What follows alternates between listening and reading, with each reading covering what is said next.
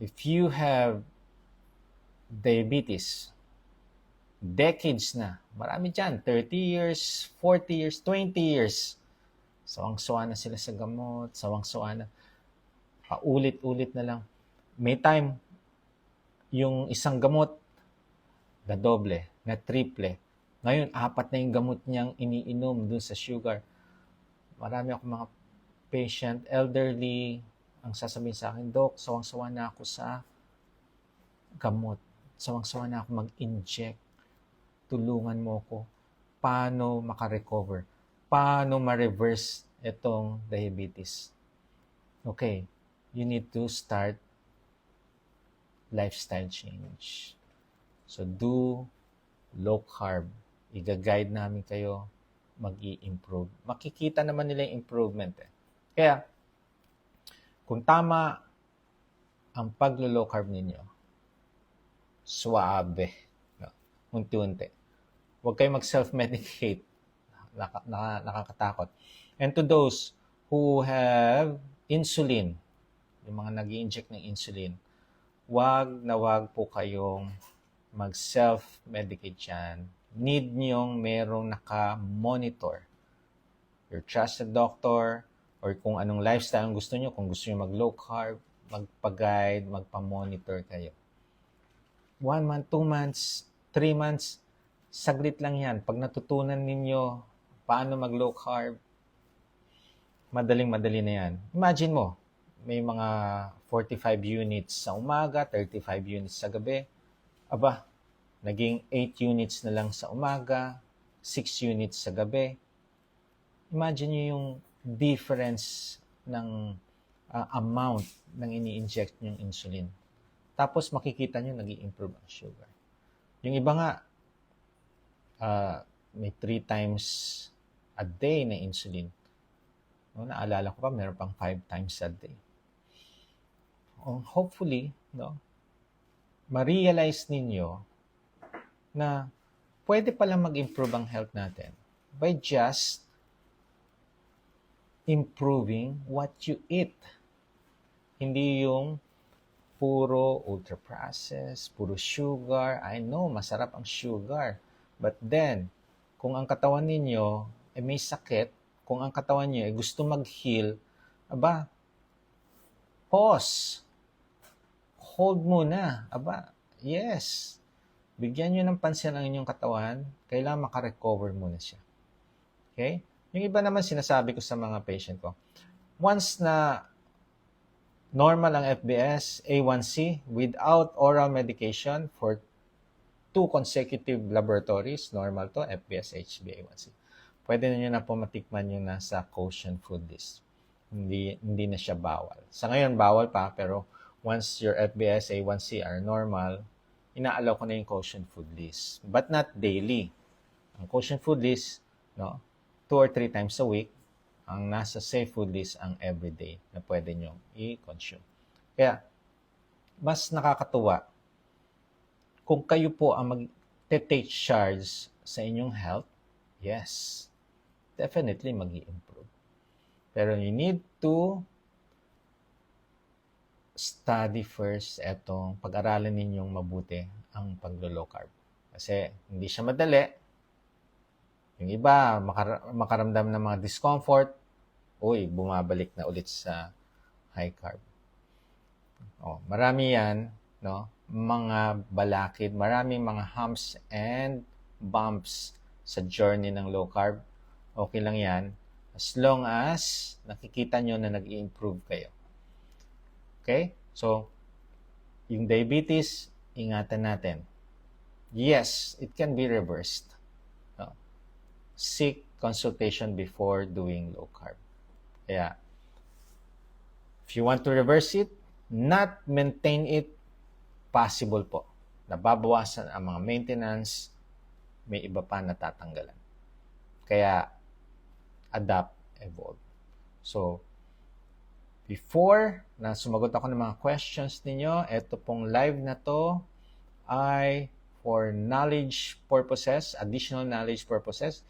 Hindi po diagnosis to sa inyong health condition. If you have health issues or conditions, seek consultation sa inyong trusted doctor or sa same lifestyle na ginagawa ninyo para mas nagkakaroon kayo ng pagkakaintindihan. Alright. So, maulang gabi. Yes. Ingat po dun sa mga, sa Visayas yata, may bagyo. Ingat po kayo dyan, ha? Baka mag-charge na kayo ng mga cellphone, baka mag-blackout, no? Ingat po. Yung iba dyan, meron pa rin mga lindol-lindol, kaya, ingat po tayo, ha? Dasal. Sana matigil na yung mga lindol, matigil na yung mga bagyo. Sunod-sunod ang mga bagyo. Okay. Doc, pag may kidney stone, pwede po mang low carb? Yes. Tapos mataas ang sugar niya? Definitely yes. Okay. Paano pag hypoglycemic? Okay, if you're experiencing hypoglycemia, sip your electrolytes. If you're doing the low carb, sip your electrolytes, then eat na. Baka naman kasi yung fasting yung masyado na matagal. Kumain na po kayo. Okay? Ayan. Okay.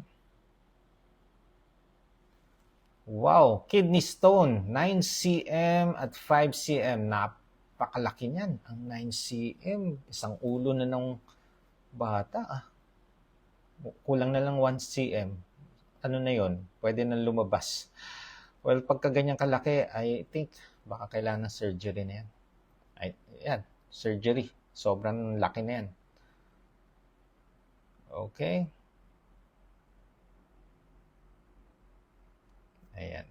So, usually, pagka may diabetes is yung mga gestational diabetes, nagkakaroon sila yung pagkapanganak, alam ko, nagno-normal. Pero madalas, nagiging diabetic na. Yung mga PCOS, nagkakaroon din ng mga increase ng sugar, yung mga may PCOS. Okay? Ayan. Okay, may tanong dito. Type 1 diabetes, marireverse pa ba? No. Pagka type 1 diabetes, insulin dependent na po tayo. Kailangan na po natin ng insulin. Bakit? Your pancreas, yung hindi na nagpo-produce ng beta cells. Kaya walang pampababa ng sugar. Kaya need niyo ng insulin. Pero, mas mababang unit kung babaguhin niyo yung lifestyle niyo. Okay? Ayan.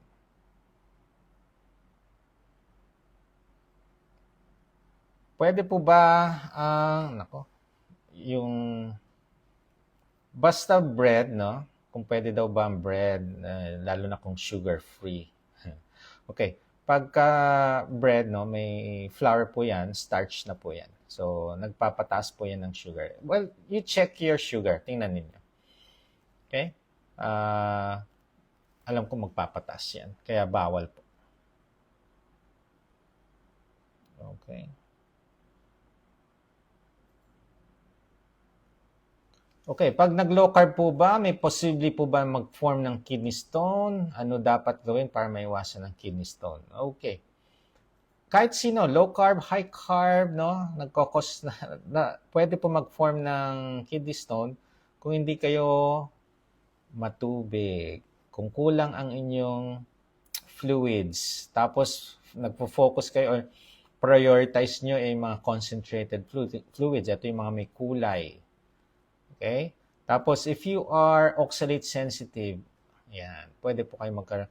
So, paano nyo malalaman na may kidney stone kayo? Tingnan nyo yung urinalysis. Pag may buhangin dyan, pag hindi nyo ma-address yung buhangin yan nagiging kidney stone po yan. Okay? Yan. Doc, nag-cheat ako. Okay. Bangon. Huwag magpagulong-gulong. Okay? Okay.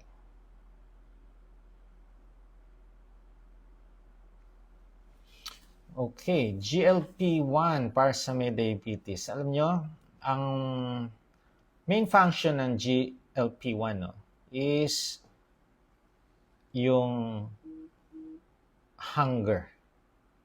Prevents hunger. When you do low carb, pansinin nyo, hindi kayo gutom.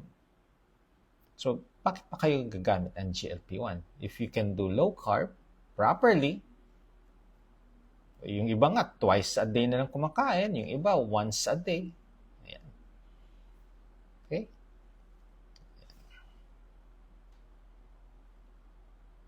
Doc, dati 200 plus sugar ko. Now, naglalaro na lang sa 150, 160. No, mataas pa rin yan, ha? Ang goal natin sa sugar, wala pang kinakain, 100 and below. 100 milligrams per deciliter and below. Okay? Yan yung goal natin. Pero ang confirmatory, yung FBS A1C. Okay, Doc, bakit po kayo tumaas ang triglycerides ko sa low carb? Baka naman kumakain pa kayo sa labas or yung may mga treats na low carb treats, yan. Tigilan niyo po muna yan. Okay? Yan. Okay. Tapos sa lahat po noon, mga naglo-low carb, no? You are already taking care of those inflammatory foods. Okay? So, once na tama ang ginagawa niyo paglo-low carb, nangyayari dyan yung fasting, no? Magugulat ko, ay, hindi ako gutom. So, ayan, pumapasok fasting. Pagka ganyan na po, tapos may nakapansin na sa inyo, uy, pare, bakit ang payat-payat mo? May sakit ka ba? Siyempre, sasabihin mo, may diabetic ako. Kaya pala namamayat ka. Pero, no, pag naglo-low carb tayo, bumababa ang sugar, bumababa din ang timbang. So, pag may nag-comment na sa inyo na ang payat-payat, no, para kang may sakit, that is the time you need to do some resistance exercise. It will take a year or 2 years para mag-improve ang inyong body appearance. No? It will take a year or 2 years para masanay yung mga tao na nagsabi sa'yo na para kang may sakit. Saglit lang yung 1 year, 2 years. Okay? Ayan. Okay. Pagka po ba mabula ang ihi, may problema na sa kidney? Okay. Number 1, baka naman meron kayong infection. So, tingnan nyo yung urinalysis. Baka may UTI, no? Baka meron kayong lagnat. Yan.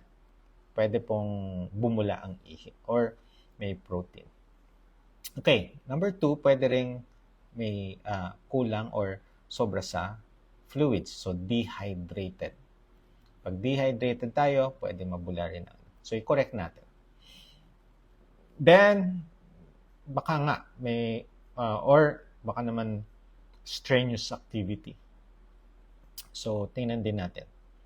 Saka natin i-observe kung talaga or diagnostic, no, mga laboratory kung talagang may kidney problem tayo.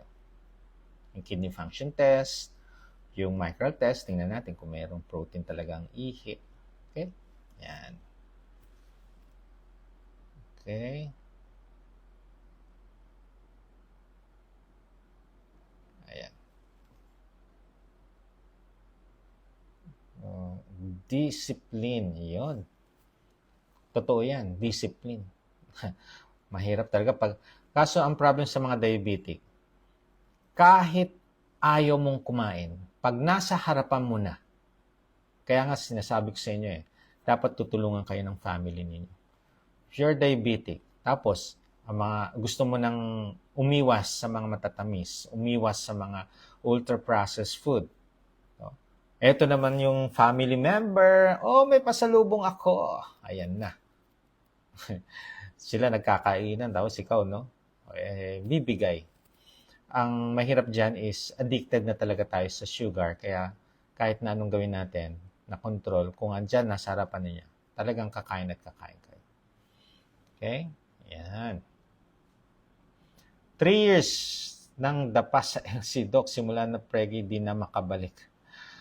Okay. Well, kaya naman makabalik. Kailangan lang may motivation, then be consistent. Alam niyo paano makabalik? Mag-member or mag-usap dito sa community ng low carb. Maraming tutulong po sa inyo. No? Maraming mga nagko-comment. Maraming nag-a-advise. Okay? Pero syempre, kailangan nyo na ng laboratory baseline. Okay?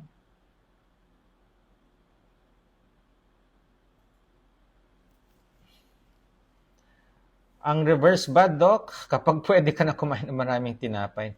Ako naman. O, take note ha. Bakit kayo nagkaroon ng diabetes? Bakit naging matataas ang sugar ninyo? Is because you are addicted of eating or always eating high carbs, always eating starchy foods, always eating sugary food, sugar drink every day. Nung kinorek nyo yan, tinaman ninyo, no? Tumama din, gumanda ang sugar ninyo. So, hindi kayo nag-take ng medication, no need na, no? Tapos, babalik pa ba kayo sa kakainin ninyo yun? Eh, pagka bumalik po kayo doon, expected nyo, tataas ulit ang sugar. Okay?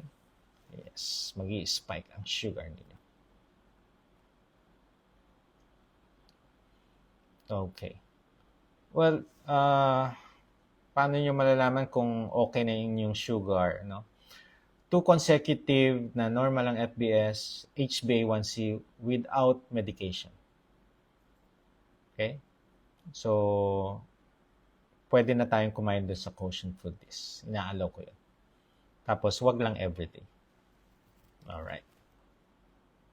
Ayan.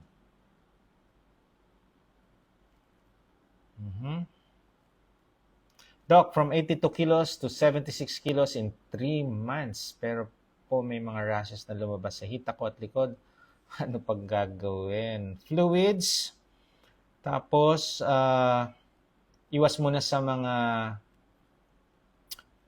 seafoods or nuts. Iwas muna tayo dyan. Okay? Doc, may fatty liver po ako at mataas ang cholesterol. Ano po dapat kainin ko po? Okay, focus, iwas muna sa mga fruits. Okay? Siyempre, kung alcoholic kayo, iwas kayo sa alcohol. Alright?